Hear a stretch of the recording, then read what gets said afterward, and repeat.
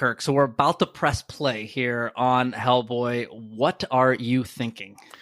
I have no idea. Here's the thing. Here's the thing. Guillermo del Toro, excellent. I love the old Ron Perlman ones. I wish they'd have continued that series. They had that screw up one with the Stranger Things guy. I don't know what to expect going into this movie. I have no idea. I have no idea either. I missed the last one, so I don't know how good or bad it is. What I will say is this will be the first movie we review this month that is like under an hour 40, really under 2 hours. Thank so goodness. At least it's a set time that if it's bad, we'll be all right. I have no idea what to expect, so I'm just going to throw a 5 out there because, I mean, Hellboys have been pretty good, but who knows with this one. What are you thinking? Yeah, so I've seen some reviews. People have been pleasantly surprised. So that makes me want to go a little bit lower. I'll go 4.5. Oh, because I saw people good. Like it? Yes, it's good. I want to set these expectations right. It worked with Smile too. I'm with you. Well, let's find out how wrong or how right we were coming up next on Movies at 7. Mike, I got one question for you. What time is it? It's 7 o'clock somewhere. Showtime.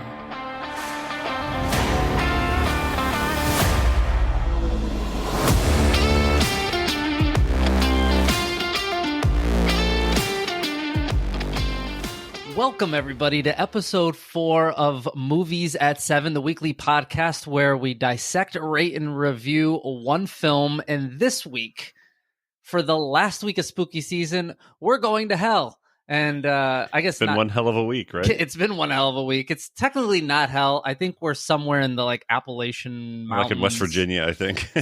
Yeah, well, potato, I guess. I don't know. We also went to 1959 for Took me a little bit to realize that during this movie. I was like, what era is this? Well, it starts saying 1959 at the beginning. You have to pay attention to that. Yeah. But then you think maybe something's changed since then, but it hasn't. I am talking about Hellboy, the Crooked Man, which is the latest installment in the Hellboy series. And the first one... weeks old. And the what? Just a couple weeks old. It is. Depending on some places, I think people have seen it, months ago. If you lived in Belgium, you saw it in June. Is that the place that it came out? Yes. So, yes, we will be diving into all things Hellboy, the Crooked Man. And this is our last week of October and spooky season. So just a quick recap. We started with, honestly... Not only is this spooky season, Kirk, this is... Clown season? It's sequel season.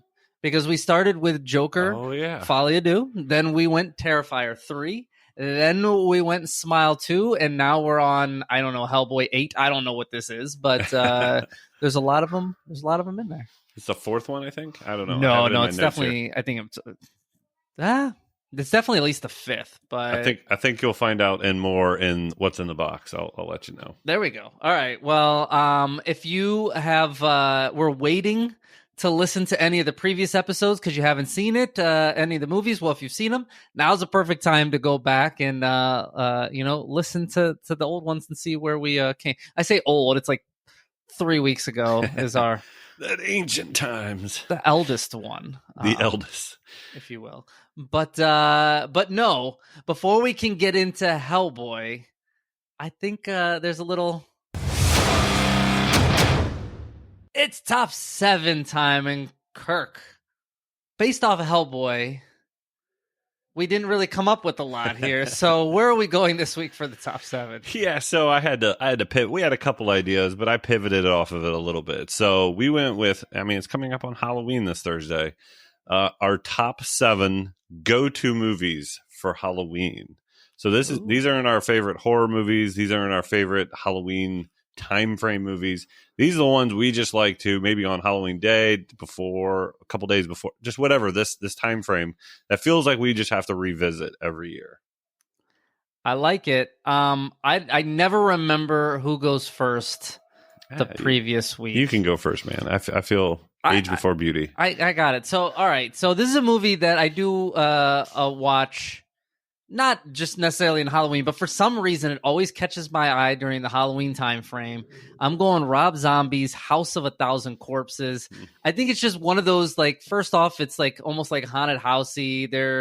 It is kind of Halloweeny, right? And it is it's definitely Halloweeny. It's definitely horror felt throughout, but it's just a movie that I always you like to revisit over and over and over and just live in that world. There's parts of this movie that are good and there's parts that are terrible, but during Halloween it just makes sense. Yeah. All right, so my number 7, and a lot of mine I find out are older. I guess when you revisit movies, nostalgia plays a big absolutely, especially this time of year. Yeah. I think I only have one movie that's more recent, but my number 7 is from 1987, so I was pretty young, but it's Monster Squad.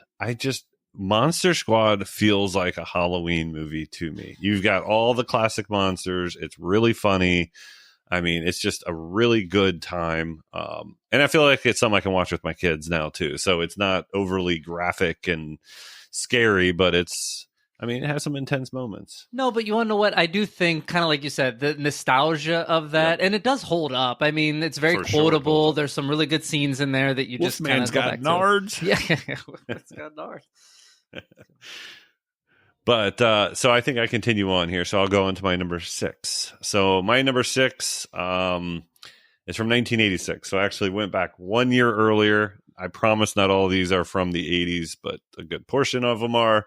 But it's Night of the Creeps. It's one of those great comedy horrors, Tom Atkins. It's just one of those movies that I know its downfalls, but it just holds up for me over time. It's incredibly funny and incredibly dark, for that matter. A lot of dead people in that one. I'm a fan of Night of the Creeps, and that is quintessential 80s sure. horror. It took some risks, though, too. They kill the handicapped kid. They basically kill everybody. I mean, They do. And it inspired a lot of movies since then. For sure. So it's a good one. Coming in at number 6 for me, which I can't even believe I'm going to say this out loud, but how do you know it's Halloween unless the Halloween 3 Season of the Witch is on TV? Hooah. So it's coming in at number 6. It's from 1982. Yep. But realistically, Halloween 3 is not played on TV at all during the year. It's but crazy. During Halloween, it's on almost every night. You can find it on a channel, but I don't mind that. Like it's your countdown.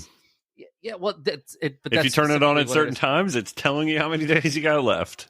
You started off at 8, I think. I think the first night's 8 more days. So it is. And then coming in at number 5 for me, I know this is one you've probably never seen, but I watched it maybe 3-4 years ago, and I've actually caught it almost every Halloween season because Shudder adds it only during Halloween. It's called WNUF Halloween Special, and it was like a mockumentary basically of a news station that is showing the news, but then they're cutting the main story is this guy at this like supposed haunted house. It's so like they have anthology?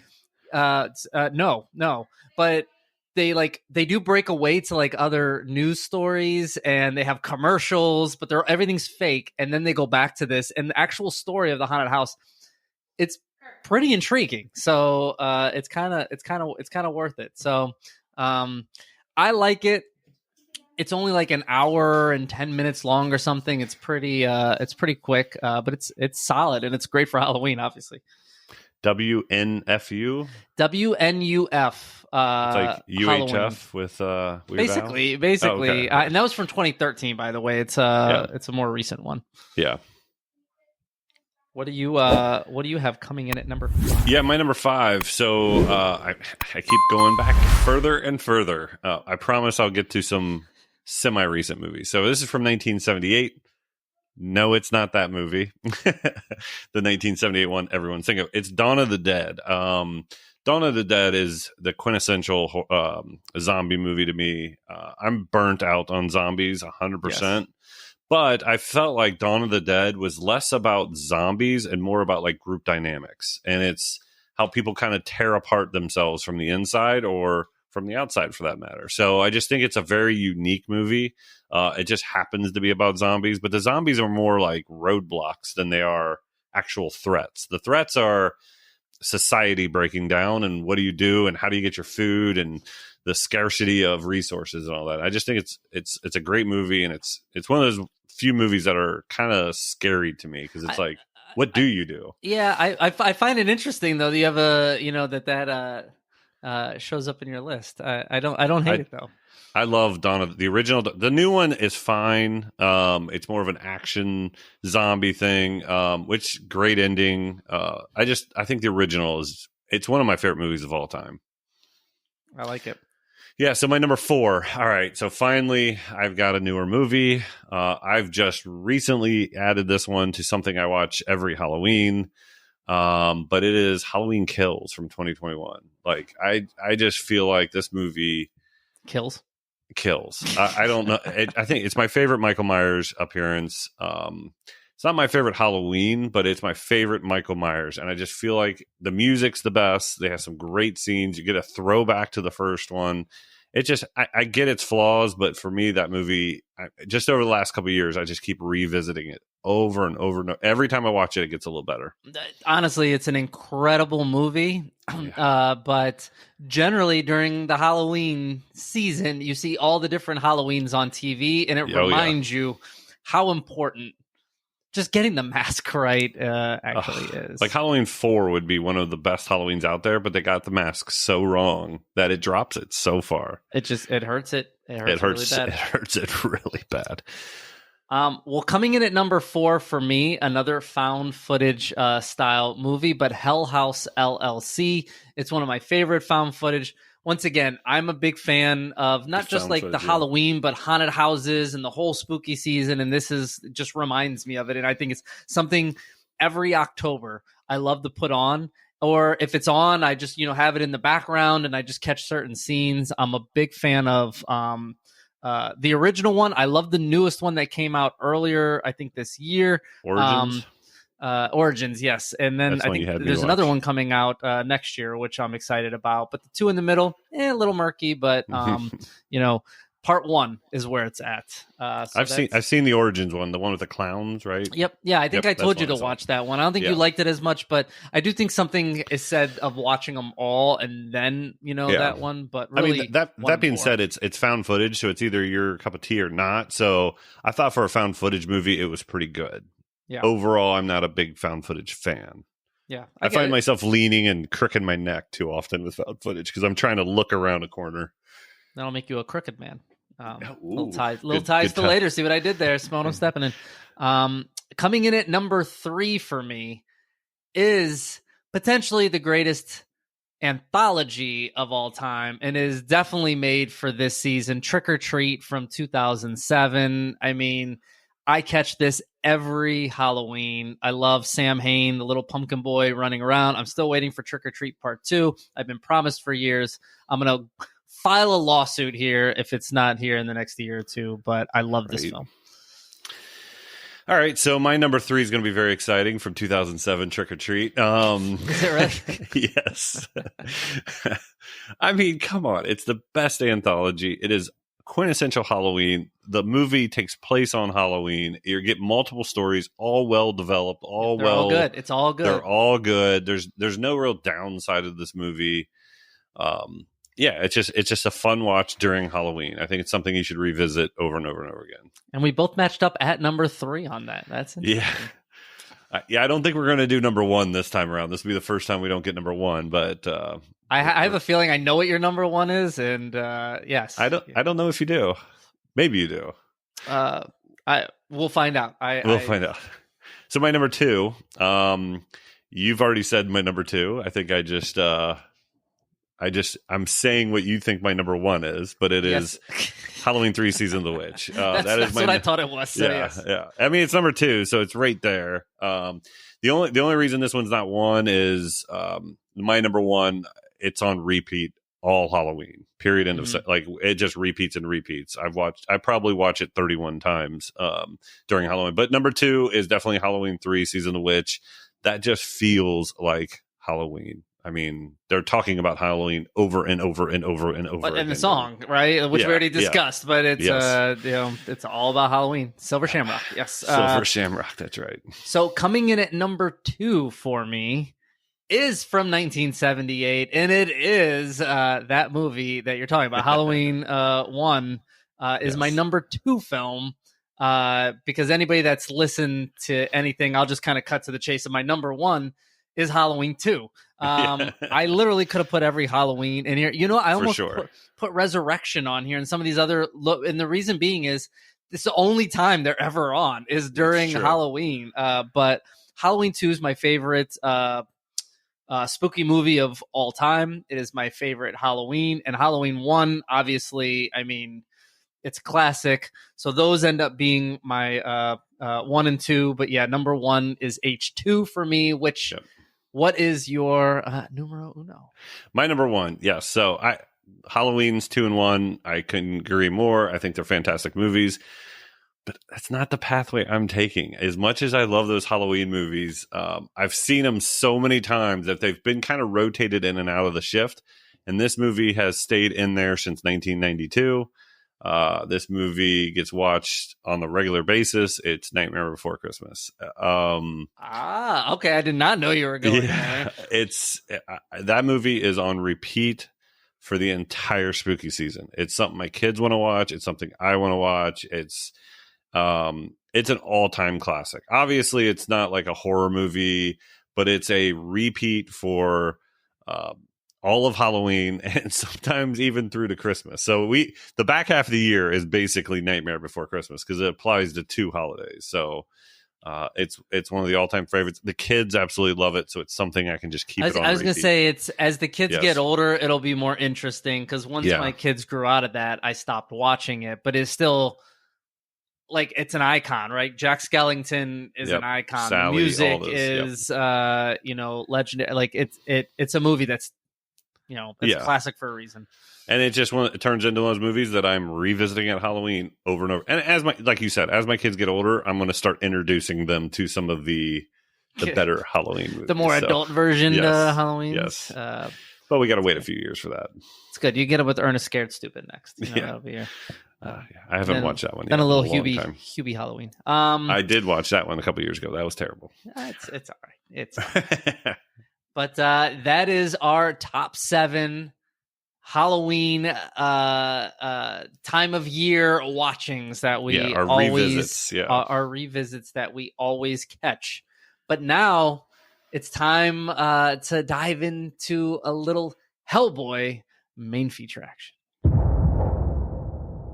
Warning: the following footage may cause irrational excitement.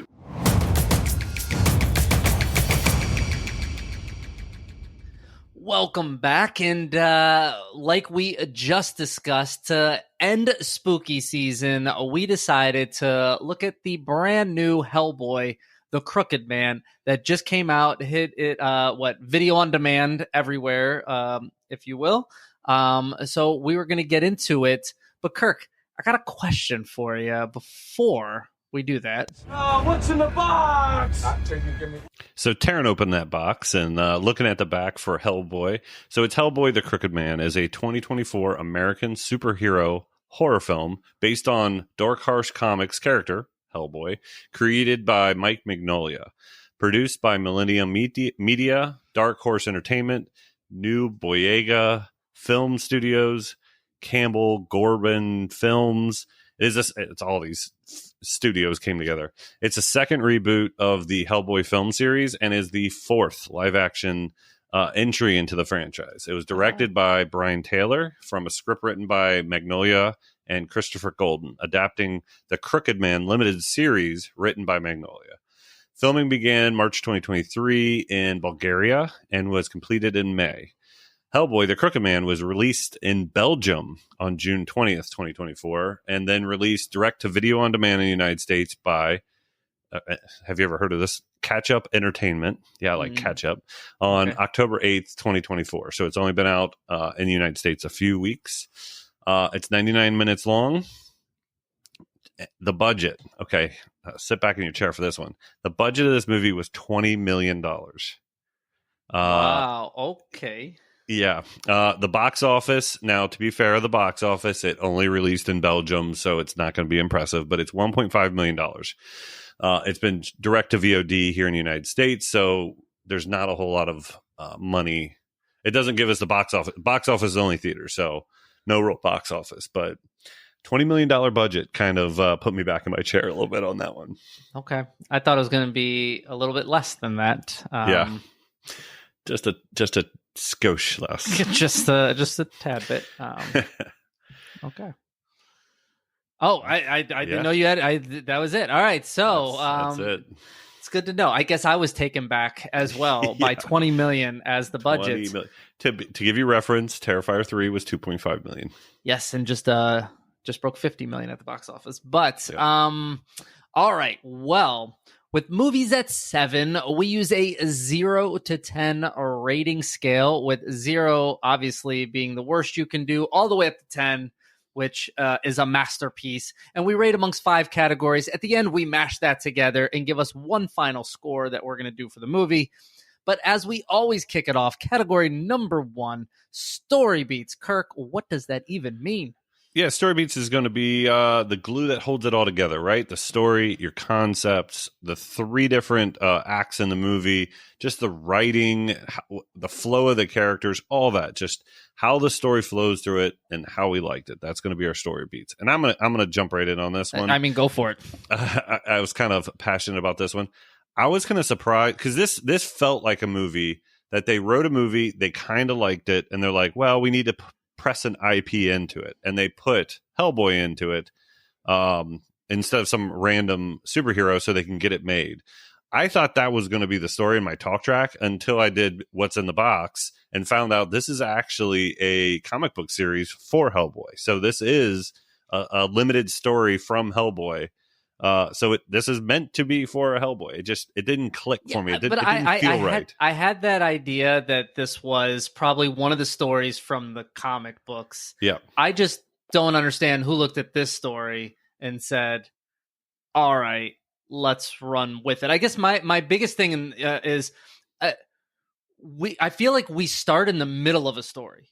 Kind of. I mean, like the spider was pretty interesting, and then right, the spider was like, okay, we start with Hellboy and a couple random agents, then Joe, on a train, and there's a spider that they caught, and the spider gets out, and then the train goes off the track, and all of a sudden they're in the woods, and there's witches in these woods, and they're in Appalachia, supernatural, whatever, but I just feel like we started in the middle of a story, and then I kind of what you were saying. I felt like this was a bunch of just randomness that felt like it got thrown together, and then they're like, fuck it, Hellboy. Why not? Well, let's go, Hellboy. Yeah, and the thing is, they spend some time on the spider at the very beginning. Like, what's in the box, right? That's what was they actually say that, yes. They say that. And they're like, oh, that's a spider, but it's not any spider. It's possessed by a demon, and she keeps going on and on about the spider. And then the spider basically is irrelevant until a 5-minute patch towards the very, very end. And they throw it back in, and you can tell that was just like, we'll tie that back in at some point down the road. But you don't give a shit at that point, and it's irrelevant. It felt like a Pennywise type story. Like, she goes down into the sewers or into the caves or whatever it is. She does her little light, they both raise up and float, and the spider gets real small and she puts it into a jar, and that's it. I mean, they built up the first 10-15 minutes of the movie around the spider, and then she says some incantation and it gets small and they throw it into a box in a jar. That would have been interesting if they would have flushed that out a little bit more of this demon spider and what was possessing it, but they just don't. They then get off track and see all these redneck hillbillies, and it's like a left turn, Hill Have Eyes type thing. Yeah, and I thought the pacing was really bad in this movie. I thought it almost felt like a Quentin Tarantino movie at times. And what I mean by that is very heavy on dialogue. But the difference is in a Quentin Tarantino movie, and I know you're not a huge fan of Quentin Tarantino, but no, I liked Quentin Tarantino. Oh, okay. I like the dialogue's good, and it's just written well. The dialogue in this was just like, you know what it actually felt like? It felt like a video game. And like you go to an area and like the paragraph comes up on the screen and it's like, let me tell you my life story. And it goes through and you just like click through the X button a bunch of times so that you don't have to like listen. But like this was a movie of us having to sit through everybody's like backstory and way of like this town. And you don't care. Like you just don't care because Hellboy actually becomes kind of like he's a side figure in his own movie. And it loses it for me. Well, you could have replaced Hellboy with virtually anyone else, and the story doesn't really change. I mean, they tie in something with his mother, but delete his mother and make it some other reason for the devil to tempt him. Yeah, but that made I understand like it's the witches and this, but they're giving backstory on something. I guess if it's from the comic, it is from the comic, but I don't know. It just. Once again, it felt like 12 pounds of shit in a 4-pound bag. And it was like, stick with one story. And I think the one at the beginning with the spider would have been it. Or like even like the train goes off the tracks, but like there's nobody comes to like check on the train, It's 1959. They don't know about that stuff for 2 weeks. I mean, it's just weird. So we're now just in the backwoods. I don't know. It's weird to me. But Kirk, if you were to put a score, let's just say on Story Beats, where would you land? Yeah, so I think I scored a lot of stuff you just talked about in different areas. I didn't necessarily hit the story for it because, like you said, the dialogue was very turn-based and very it just meandered all over the place. I kind of moved my scoring of that to a different location. But I just thought it was a generic story. It was fine. I felt like the villain was semi-interesting. I would like to see him fleshed out a little bit. I would like to see those witches kind of fleshed out a little bit. They didn't really show a threat other than the Crooked Man who could touch the soil, and you don't really know what his power's on because they come on and off. So I just gave it a 5 because I just thought it was generic. I wasn't overly impressed. It was hard for me to score a story because I just didn't care. Yeah, me neither. But it gets a 3, and that's because I didn't care about the story. The pacing was bad. The nothing really overly works too well. In it, I don't know. I just I wasn't. I was bored. I was bored through it. Is really what it was. So it gets a 3. I think a lot of we'll go through a lot of these scoring things. What he's saying is correct. I just think I took off a lot of what you took off in other areas. Maybe I still did. I have no idea. So coming next is category 2 is the arc, which stands for acting, relatability, and character development. You put it all together. It might also be the character arc. So I'll kick this one off here. And once again, it's called Hellboy, the Crooked Man. And I'll go back to... Should have been called Tom the Crooked Man. Yeah, it's like... So Tom and the Crooked Man. Hellboy is a side character in his own story, which to me is still a story thing, but it's a lack of, I don't know. The guy that plays him, I actually like him in other movies, but maybe I'm just a big Ron Perlman and even David Harbour fan. Like, I felt like Hellboy wasn't really Hellboy. They didn't, but they did. He had a couple funny one-liners, but they didn't make him who he was. So like, it felt like he wasn't even who he was. And this was more about Tom than anybody. I felt like this conversation, the dialogue and the conversations in this movie were very turn-based. Like Hellboy would say his 2 sentences, and then somebody else would come in and like nobody interrupted anybody. Nobody had flowing conversations. It just was turn-based and wooden. And that hurt all the act. I thought Tom, who was really kind of who the movie was about, I don't remember what the actor's name was, but he's coming back in town from being in the big war, is what he said. But that big war ended like time frames don't match up here because World War II ended in 1945, and this is 1959. It was a long walk home. Yes, I guess he walked home from Germany, but they showed him in the war. But his acting, I thought, was decent to overacting from time to time. Like when he was just being normal, he was pretty good. Yeah, when he was crying and crying out to Cora, who I still don't really know who she was to him, because girlfriend he was cheating with like, I don't know if she was a girlfriend, a wife, if like he left her for the spirit girl. I have no idea. But things are hard to follow. Things are very, very hard to follow.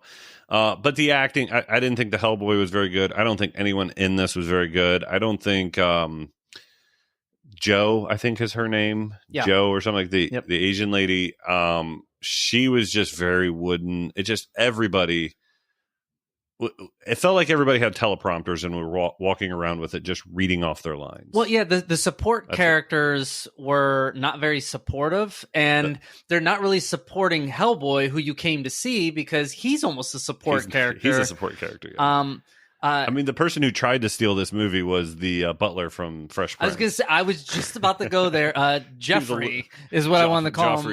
Joffrey from Fresh Prince of Bel-Air plays the Reverend, and every time he's on the screen, I'm like, oh, it's where's Will Smith? Like, times got tough after they sold that house in Bel-Air. He's missing a few teeth. He's he's kind of overacting everything. Like, he's got this southern twang and he's going to pitch out the demons. Like, it's just kind of over the top, over and over and over again.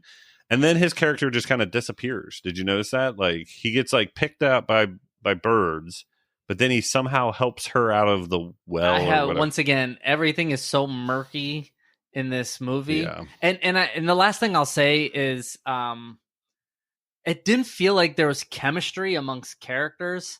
They were all reading off lines. I think it goes back to like the story was so stiff, and everybody's. I bet you if you ask some of these characters who filmed it, like explain the movie, they could give you 70% of it and not 100%. And I think that kind of shows where they didn't know how to interact with each other in this, and it feels stiff.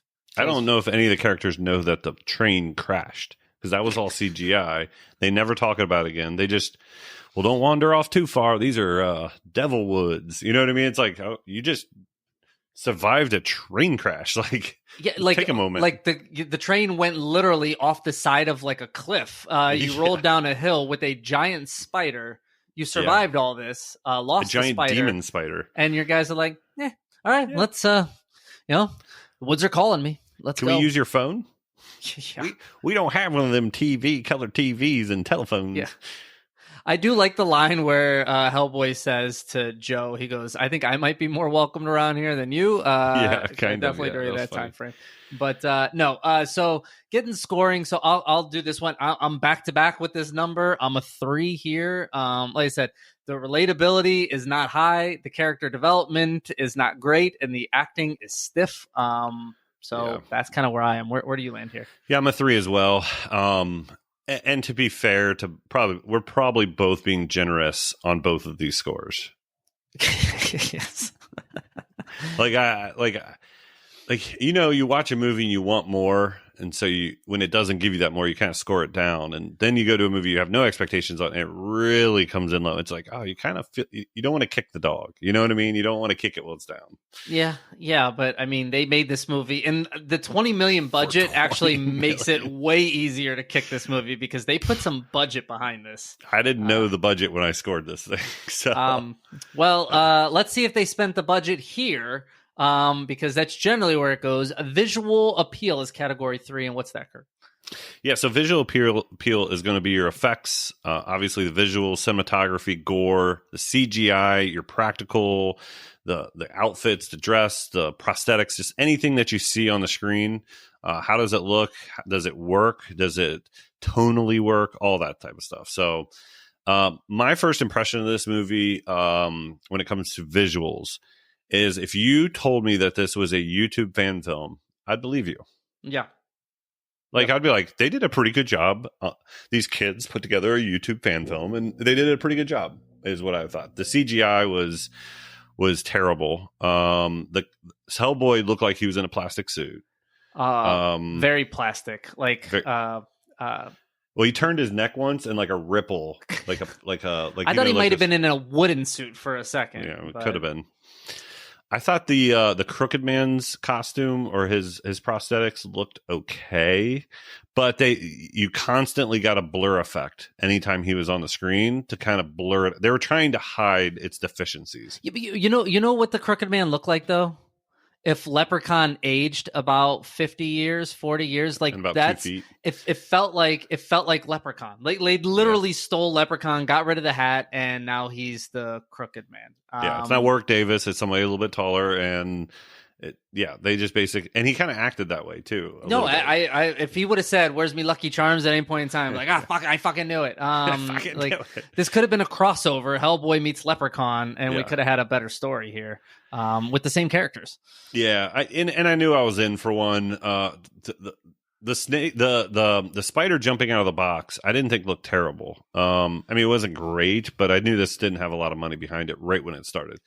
But when the train crashed, I was like, we're in for one here. That train scene looked PowerPoint-ish. Like, it looked really bad. Yeah, I don't understand. Like, first off, in general, I feel like if I watch a movie 20, 30 years ago with CGI, it looks better than today's CGI. And I don't understand Jurassic Park. Yeah, I just don't understand how CGI has aged backwards with all the AI technology we have, but that's a discussion for another day. But this is a prime example of everything they do CGI it just stands out to me.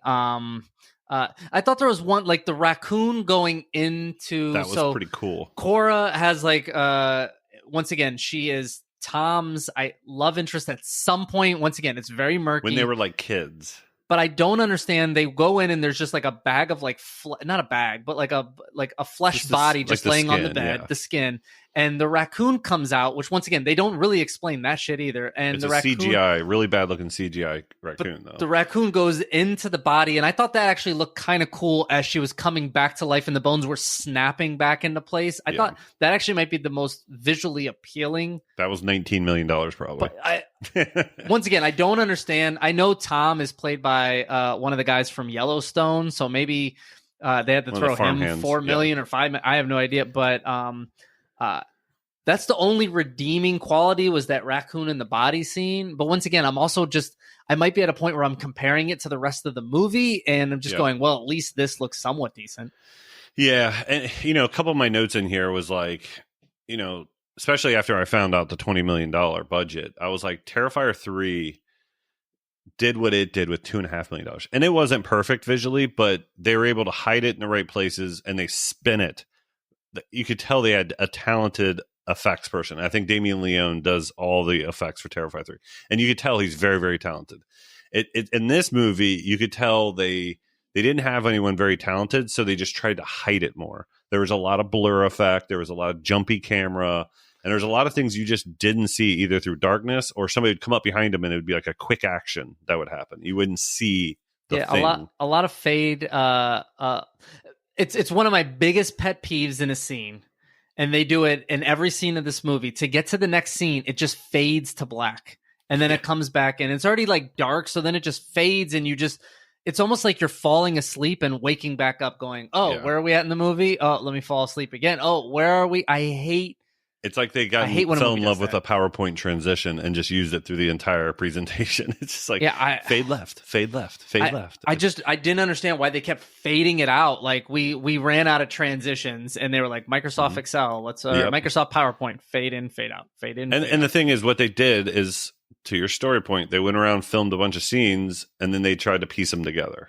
And the best way they could do it is fade ins. I will say the woods and some of like the old school, like it felt like I was there. You know what I mean? Like there were parts of it that I was like, it was filmed on location, so it was in a woods. But I mean, like I don't know. Yeah. I did feel kind of like when they're going into like those old houses and that old church. Like I felt that, like it felt like I was there. But you like notice all the exteriors of those houses were really darked out and really blurred, or had a shaky cam, or you couldn't really see the things. So that's where they kind of hit everything. And then I made the second note on here that all the Hellboy, Crooked Man, all those people with like massive prosthetics on them, it's in the vein of PG Psycho Gorman.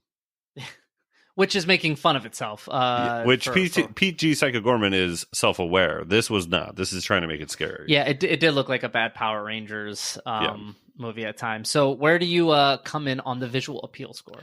You did back-to-back threes. I think it's my turn to do back-to-back threes. So I'm at a 3 on this one too. I love to say I'm giving you a trifecta on 3 so we can agree. I am a little higher here. I'm a 4. And the reason I'm a 4 is, like I said, some of the actual landscape I did appreciate. I appreciate the raccoon scene. Everything else is just a train wreck waiting to happen. That did the happen. Raccoon scene is the 3. Yeah, I understand it. I definitely get it. Yes. So that takes us to category 4 here, which is movie driver. And to explain movie driver, just think...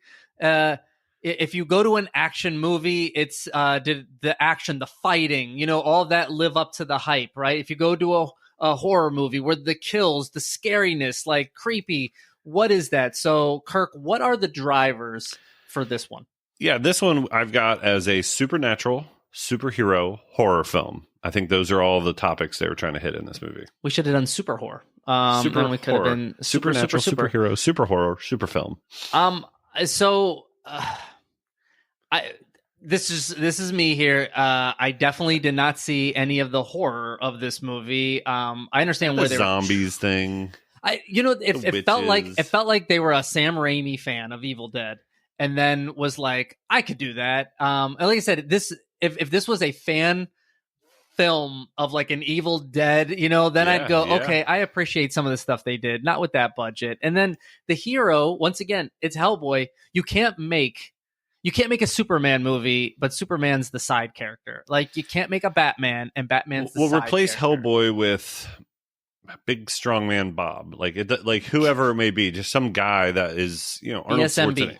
It doesn't matter. Like, he could have been replaced by anyone, and this movie doesn't change at all. But you know what? What changes is nobody ever watches it, and it doesn't have any budget. So, I mean, it does have the supernatural, though, built into it. That is definitely there because you got the witches, you got the demonic horror a little bit. I mean, I don't find it's got elements. Scary. Yeah, it's a little bit, but it's almost like they had a little bit of pixie dust. Elements.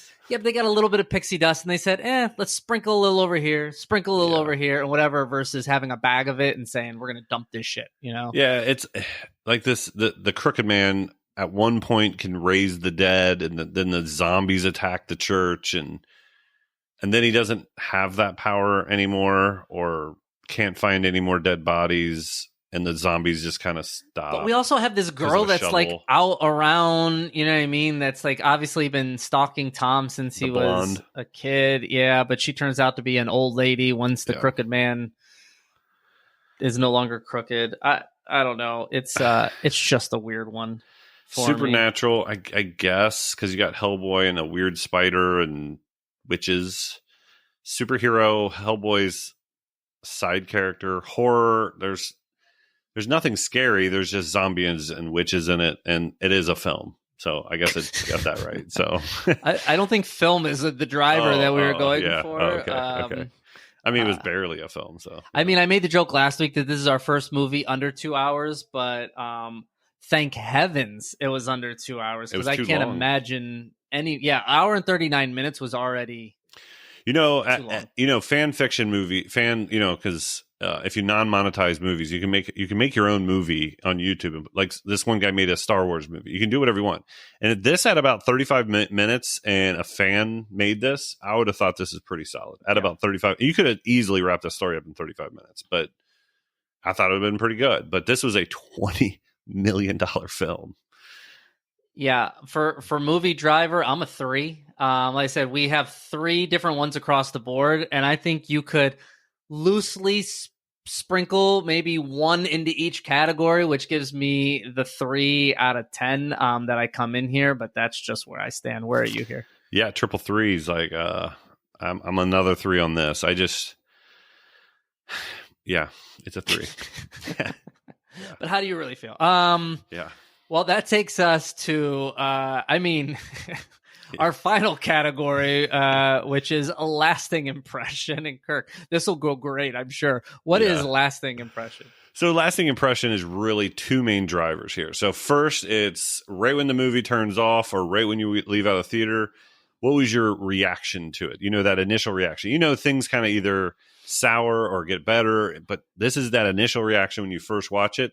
And then it's rewatchability. Are you going to go back and revisit this? Are you watching it again? Are you, is it worth your time? All that stuff. So pause. Awkward silence. Well, okay. First off, let's just hit rewatchability. I think it's safe to say neither one of us will ever give a second glance or a thought on it. I think part of lasting impression is recommendation. Are you going to recommend this movie anywhere? No. I'm not. I'd recommend. I mean, the only time I'm ever going to think about this movie again is when we start talking about, we reviewed that this year. Yeah. Oh, that was a funny time. I might not. I might not think about it again until the next Hellboy comes out, and this one will go. Well, I liked 3 of them. Where are we at? It's a fan film. It was poorly put together. It's cheaply made. I saw some good reviews on this, I thought, I'm thinking I'm watching the wrong movie because I spent $6 on this movie, and I felt like they took my $6 and made the movie. So, well, you are definitely making back some. You actually get the star in the next one though for that $6. Should after that. Yeah. So where do you land on lasting impression? Yeah. So I told you where I thought most of lasting impression is going to be a 1, 5, or 10, right? There's some variations in there, but some of the more confrontational movies are going to be 1, 5s, or 10s, and I think where this one's going to land is going to be a 1 because I have Well, even with low expectations, this was bad. So I'm not as hard on it as you. 1, 5, or 10. That's all you can do. But what I mean by that is I'm a 2 out of 10. Where'd you give the 2 points to? Well, I gave the 2 points to at the very end of it. There's still some redeemable qualities that I was like, all right, well, this scene or that, or there were just parts of it. Once again, Kirk, you make fun of me all the time. I watch a lot of bad movies. I've seen a 0. I've seen a 1. This is still better than that. So I had to give it just a little bit of an uptick there to put it at 2. But once again, that's a terrible score. We are not. Me and Mike are sitting here arguing over a 1 and 2. Like, I can't believe you rated it that Where was high. that extra 1? That is bullshit. I'm starting to question our friendship. It's over. It's over. Podcast is done. 1 month. That's all we lasted. Ironically, though, I'm adding up the scores here, and we came in at the exact same score, even though we differed. You gave a 5 to a 3 on the first one, and then I was 2 points higher the rest of the way through. But you and I both landed at a 15 out of 50, which you multiply that gives us a 3.0 out of 10, a 30%. However you want to look at it, it is not a good score, not a recommendation. I would stay away from Hellboy and the Crooked Man and the Appalachian Woods and the Giant Spider and Joe and Tom and Cora and anybody else. I would stay away. And Hellboy's mom. and Hellboy's... I don't know what's going on. Raven was kind of cool too, but they had this big raven that represented the devil, and I guess that was kind of cool. Yeah, but I think I was just more of like I didn't understand what I was looking at. I mean, I understood it was a raven, but I'm like, why? Where's this coming from? Who's controlling this? Whose mind am I? Like, I don't know what's happening. Which is kind of weird because in Norse mythology, so we're going to get a history lesson real quick. In Norse mythology, the raven is the gate, holds the gateway to Tartarus, which is like hell. And so I don't know if you played God of War, the video game. It kind of you're like, oh, there's a big raven. That makes sense, but if you don't know that, like, it doesn't make any sense at all. I'll take your word for it. And leave it at that. But I'm stretching on that one, trust me. Unfortunately, in the words of now I can't even think of the guy's name that was on American Idol, but he's like, it's a no for me, dog. That is Jackson. Randy Jackson. Randy Jackson. Yes. It's a no for me, dog. It's a hard no for me, dog. That's where I land on this movie. You can leave this back in 1959. Time frame. I have no idea what the time. I think if frame people was. watched this in 1959, they would have been impressed. But I think the CGI is so good. Yeah. What is CGI, and how did this happen? It's the big computer thing. Yeah, not good. Crazy. Well, I mean, this has been a month of kind of ups and downs. We were pleasantly surprised in the middle. It's like an Oreo cookie, and then the outside shell was kind of like, it's a cookie. Yeah. Joker 2 was not good. Joker 2 is not good. No. Yeah, this was not good. Everything else was actually pretty good. No, decent. Yep. I was very happy with Smile 2 and Terrifier 3. Yeah. Well, that does it for October's time frame. But it's time to head into November, and I feel like we need a good movie that we need another sequel. I mean, I'm starting to think: is there anything that's not a sequel? No, anymore? Hollywood does not. Hollywood does not make original IPs anymore. Period. So then, Kirk, where are our talents taking us next week for the movie? Well, it's going to take us to outer space because we're going to check out a little Aliens Romulus. Oh, okay. I've heard good reviews, so we'll see. We'll see what happens. It's been out for a little while now on video on demand. Hit the theater circuit, so we're still kind of catching it in there. So if you haven't watched it, this is your 1 week warning to get in there, so you can listen, rate, and review with us next week. As always, if you have Apple, please give us a 5-star review and leave a little love note for us if you can. And if you want to, search us on any social media platform, just type in Movies at 7. We're available almost everywhere as well. So we greatly appreciate it. From episode 4. Until next time, see you at the movies.